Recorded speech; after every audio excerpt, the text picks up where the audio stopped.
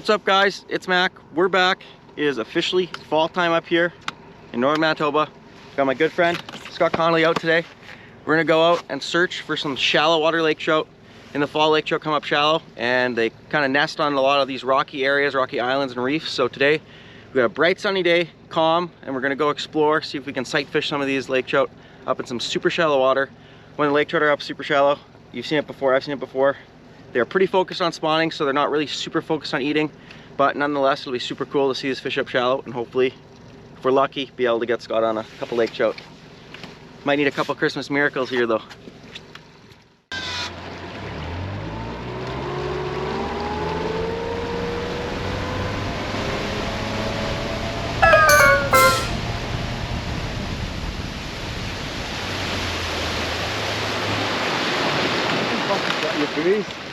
Well, I got that on video.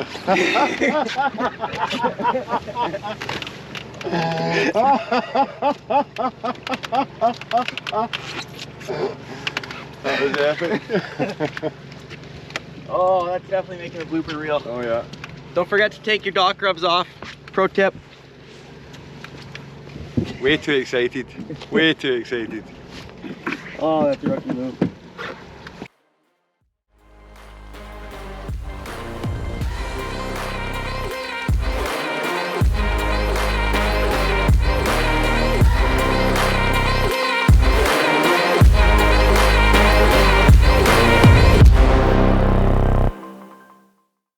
Okay, we have made it out. Gonna get some rods ready and show you guys exactly what we're gonna try to throw at some of these fish up shallow.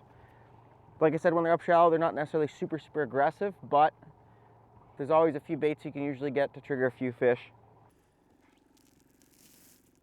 I'm using little Cleo. Mac's tying up right now. What are you using, Mac? I'm gonna put on a paddle tail, a jig and a paddle tail of some sort, just that way, so we have two different profiles down there to maximize our chances at catching a fish.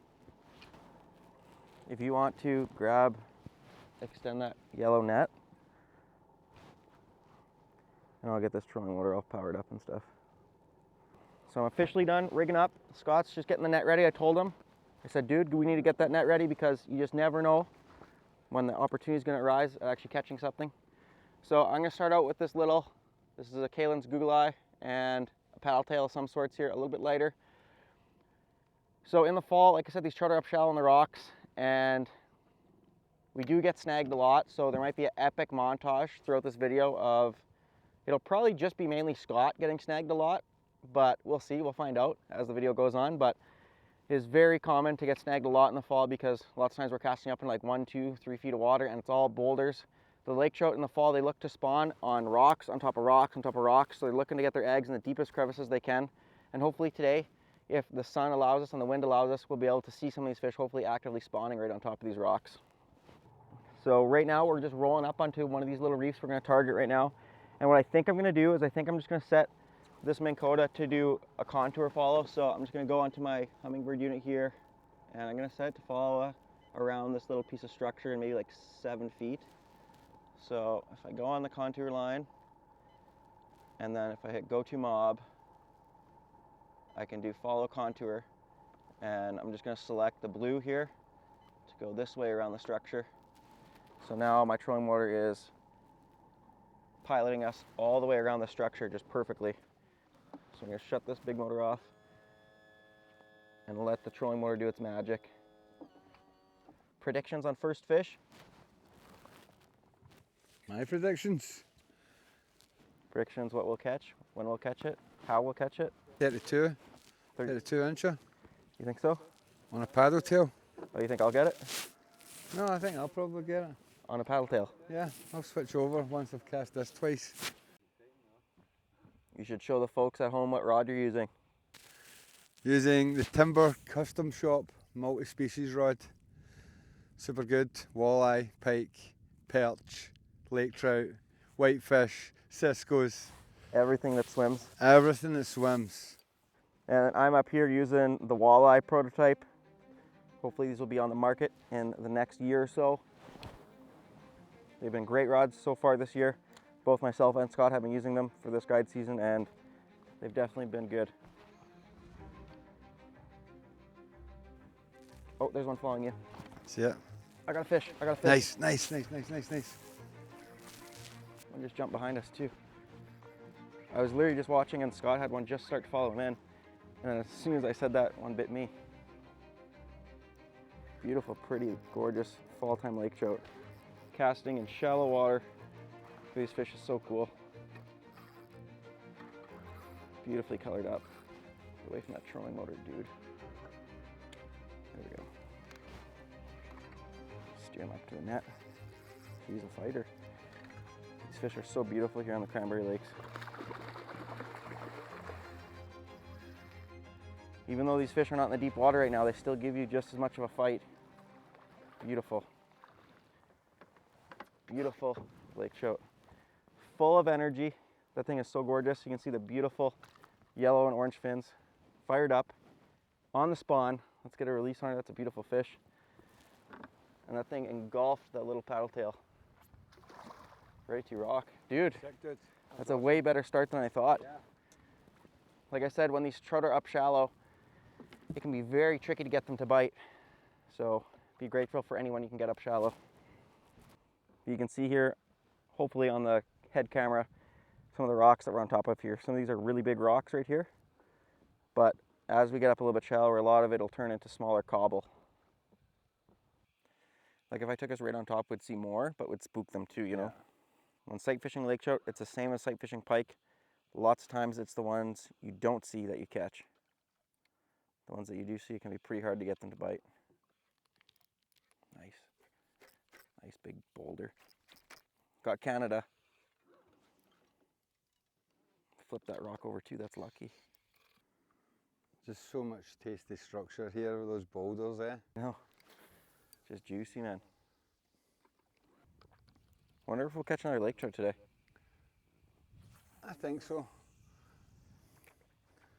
That's the thing with fall fishing, like you come up and there's a lot of casting involved just to get, you know, a couple of fish. Yeah. Fish. Yep. No way. Yep. God, it actually has something. Pike. Oh my god. Oh my. Just goes to show the incredible opportunities here.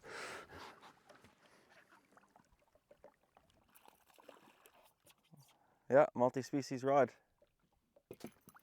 Chinned them. Why do I bring this guy? Moving on to the second spot of the day. First spot was a success, I'd say, considering we caught one fish at least. Well, we caught a pike too. Pike makes it -1 for Scott, but besides that, good so far. Caught one trout.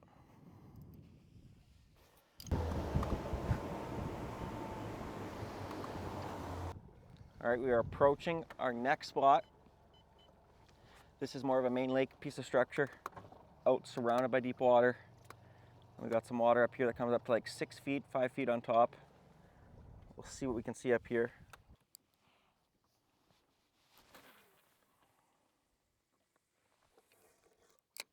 I'm just out here hucking bombs, man. I'm out here hucking bombs. Boom. Like boom. Yeah. I got one. I actually got one on that huck bomb. I actually got something, I think. Unless it's just a stick or something weird. No, it's a fish. Might be a pike or a walleye. I feel like it's not a trout. It's a trout. Pike. Aye. Don't even net it. Doesn't deserve the net. Doesn't deserve the net, that's right.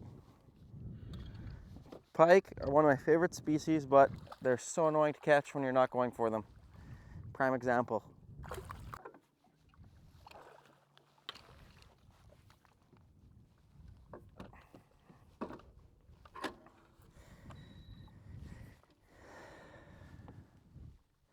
Spot number 2 was a bust. So spot number 1, got the one fish. Spot number 2, nothing. I was just going through the cameras. Might have had some camera issues at spot number 1, but I think we got sorted out now. We're gonna go check out another main lake reef and see what we can see. Okay, we are at spot number 3, a main lake reef out in the middle of the lake.